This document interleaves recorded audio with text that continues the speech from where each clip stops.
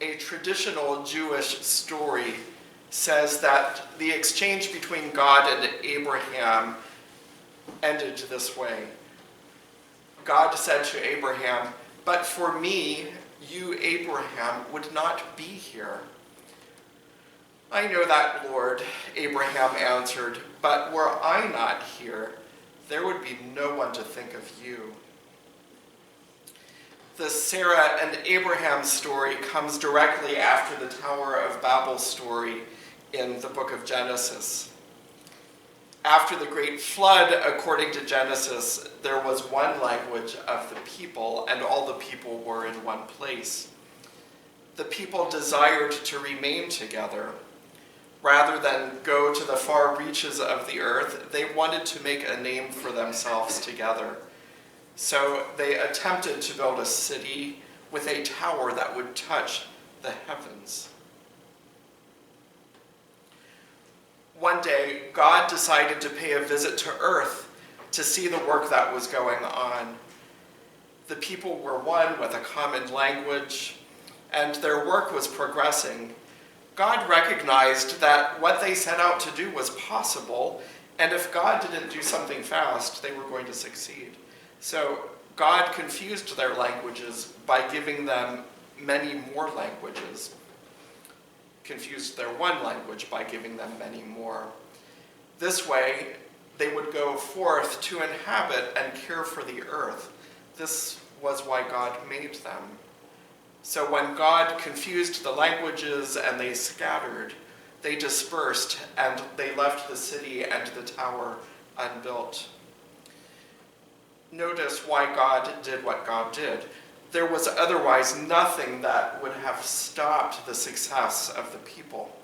Genesis says this would only be the beginning of what they would have gotten away with. It is not our job to be the owners or the proprietors of creation. That's God's job. Nor are we here to see what we can get away with doing. We are here to be stewards and to be caretakers. The people had forgotten that God is the proprietor. And I wonder, in what ways do we forget God in our lives?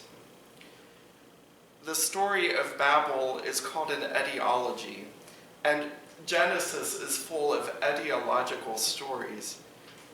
Etiological stories are stories that explain the questions, the big questions of life. Why? Why does something exist? Or the question, what? What is the cause of this or that? For example, what caused the people to disperse? Well, God's giving the diverse languages caused that. Or where, as in the question that we all wonder, where did I come from? Or why does creation exist?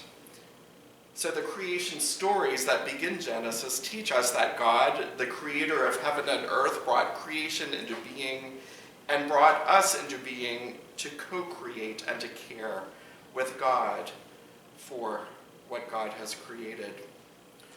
Or this question that the Babel story answers, how did human diversity come about? Well, this story explains why there are diverse peoples and languages. It explains why we're different, so that humanity will go out and care, rather than staying together to build a tower and attempt to play at being God. We are not God. And then there's that question, where did we come from? Doesn't every child ask this? Mom, Dad, essentially, who am I? Where did I come from? Well, the Sarah and Abraham story introduce us to our early human ancestors. So the etiological stories of Genesis have also to do with the fulfillment of God's promises. They have to do with God's faithfulness, like God's promise to Abram that we're hearing about in the Old Testament reading today. Like all of us, Abram, that he was known as earlier, Abram is a flawed human being. He prefers expediency over faith, Rather than trusting God's promise, Abraham is a scheming fellow. So what is not in today's reading is the backstory. And the backstory is that Abram sells his wife for profit. He doesn't just do this once, but he does it twice. He also takes non-consensual sexual advantage of Hagar, who is his wife's enslaved Egyptian woman. He steals his elder brother's birthright and blessing, and he swindles his shady uncle Lot. With all of that backstory, you wonder where God was, or why God made these promises to somebody like Abram. Where is God when Abram goes it alone, when he sells his wife, not once, but twice? When he forces himself on Hagar with his wife's permission, by the way, when he steals and when he swindles. So anybody who reads Genesis could conclude by all of that, oh, God must be okay with abuse and oppression because it looks like Abram got away with all of that. That is plain wrong, though, because Abraham doesn't get away with anything. Just like the people that built Babel didn't get away with anything. God fulfills God's commitments no matter what. So God fulfills God's promise despite Abraham, not because of him. God fulfills the promise to Abraham and Sarah after 25 years, hence Abram's impatience and trying to get it all done. But God's plan is a little slower sometimes. Isaac is born, and the promise is fulfilled. And eventually, later in Abraham's story, in Genesis chapter 28, Abraham shows that he understands that he is just soil and ashes, like everybody else. Finally, he remembers what we remember at the start of each Lent and what we say at Ash Wednesday with the imposition of ashes, that we are created from dust, and to dust we shall return. Now here comes the part that I promised somebody would happen this morning. Every family has its skeletons, and from that sketch that I gave you of Abram and Abraham, you see that his family was of no exception. Even though at times Abram had forgotten that if God was not here, neither would anything else be here. Even during those times, Abraham could not get in the way of what God promised. I wonder how many of you have taken one of those genealogical DNA tests to figure out where you came from. So they're pretty popular, and if you've not taken one, you probably know somebody who has. I did one a number of years ago. So you can have access to these tests through sites like Ancestry.com or 23andMe.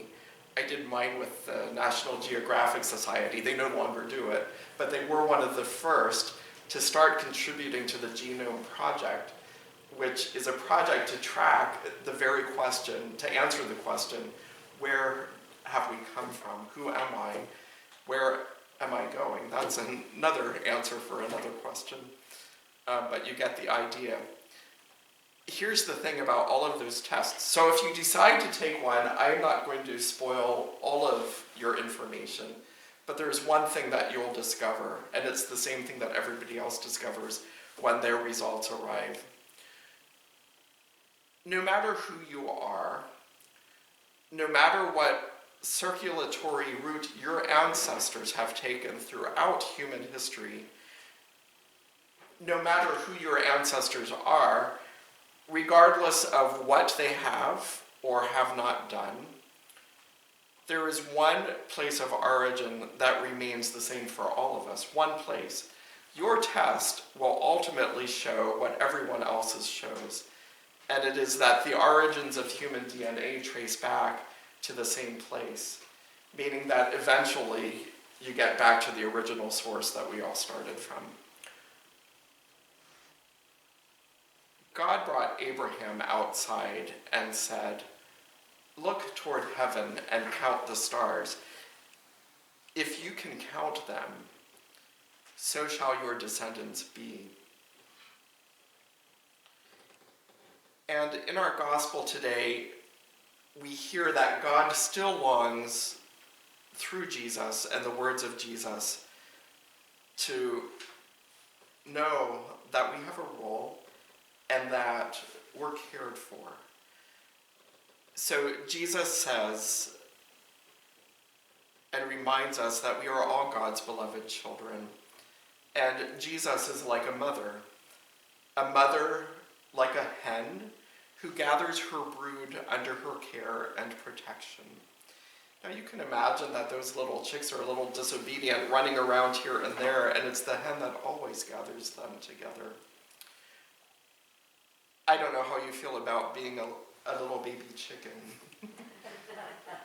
but it sort of pulls everything together that I'm saying, right? And we all recognize all of the ways when we get pulled under God's wing, all the ways that God comes to us. God continues to call and to protect us and gather us to God's self until we recognize that. And like Abraham in the Jewish story that I told at the beginning, until we're all able to recognize that were we not here, were I not here, there would be no one to think of God. It's an exchange of gift. And so we pray. Deliver us, O Lord, from the presumption of coming to this table for solace only,